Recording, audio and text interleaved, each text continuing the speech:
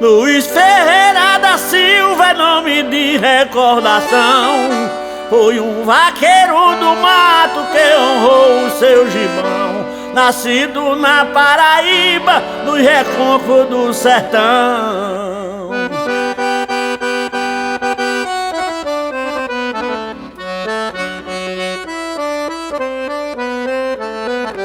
Nasceu na fazenda Paiva, este vaqueiro afamado, em São João das Espinharas, Paraíba, seu estado.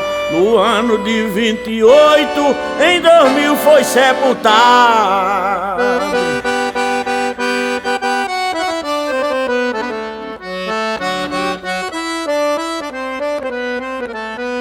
Durante a sua existência na profissão de vaqueiro, Luiz Preto pegou boi na Serra dos Tabuleiros. Na fazenda Mucunã pegou muito marroeiro.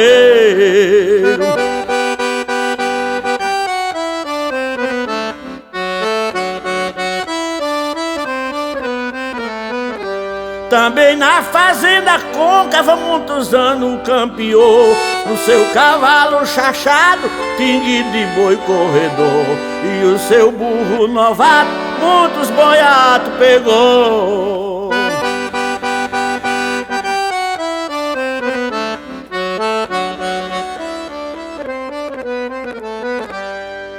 Luiz Preto campeou na sua burra nobreza, dentro do mato fechado sempre demonstrou destreza. Foi profissão dos vaqueiros lá na sua redondeza.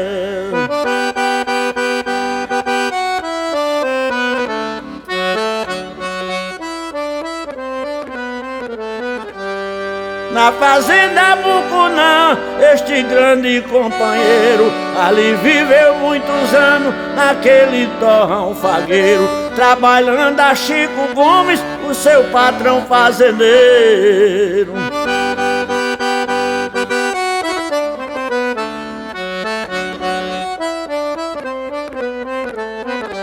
Mas Luiz Preto vaqueiro foi herói do seu gibão. Depois da luta e velhice, o grande herói do sertão, em agosto de 2000, baixou para o frio chão.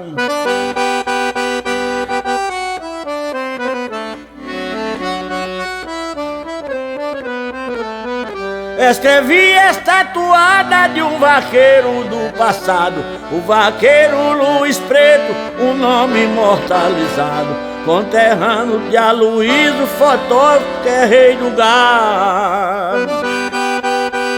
E aqui vai meu abraço a doutor Marcelo Frazão, Fazenda Mafra, em Cabeceira, Piauí. Abraço também a seu Deda, gaioleiro, lá em Caiçara, Paraíba. Um abraço de galego a boiador.